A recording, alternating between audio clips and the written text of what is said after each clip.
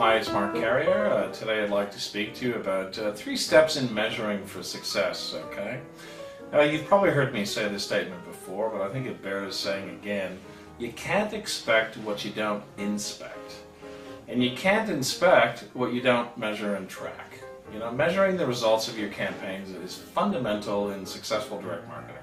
To optimize your campaign performance, you must understand which media is driving response, which creative is most responsive, and whether new offers and call to actions increase response better than the previous ones.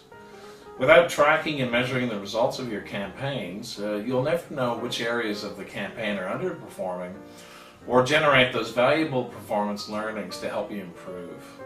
Tracking allows you to optimize campaigns by applying your learnings to increase response rates, reduce your cost per response, to find that sweet spot for a better ROI. By following 3 simple steps, you'll set up the framework to properly monitor your campaigns, to act quickly, to adjust your campaign for a better ROI through the learnings acquired. Step 1, identify and prioritize key metrics and test elements. Firstly, you need to identify the key performance metrics that will be driving response in sales. Things like creative executions, offers, and media selection. You might also need to test a couple of offers or call to actions. Work with your IT team to ensure that all the elements you need to measure and track can be captured through whatever customer relationship management or CRM system you're using.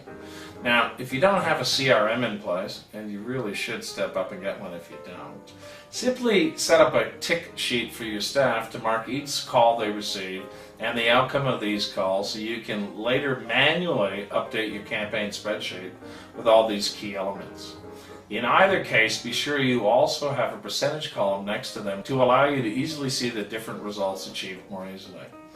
And another thing you might consider if you don't have a CRM in place is to have a separate phone number for each campaign code. At least this way you can see how many inbound calls came through that phone number to cross-reference with those records by your staff. Not an ideal way of tracking, but what else can you do without a CRM? See any benefits in a CRM now? Okay. Now, when directing your call to action to a website, you might consider setting up a different URL or landing page for each campaign.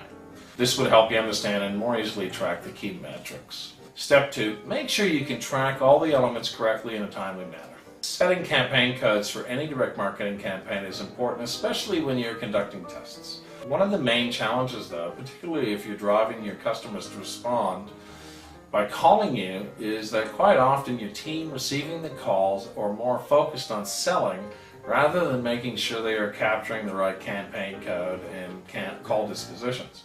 So, be sure that all call dispositions are properly set up with the CRM interface and that your staff are properly trained to understand which call disposition they need to employ for each likely scenario.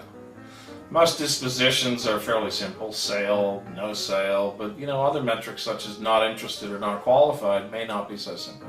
If somebody took the time to respond to an offer, and when they called, the outcome of their call was disposed by your staff as not interested, don't you want to know why they weren't interested?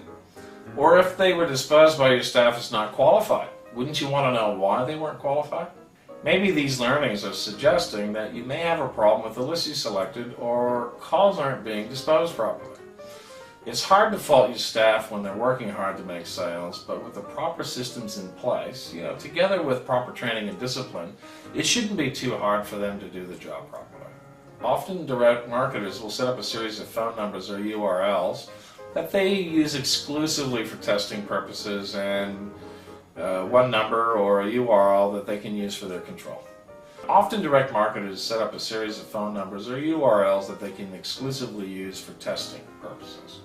One number or a URL that they can use for their control. This allows them to keep their test and control campaigns separate and easily track to get the information as quickly as possible. Step 3, keep improving your campaigns based on new performance learnings. Remember, direct marketing isn't a sprint to the finish line, it's a marathon.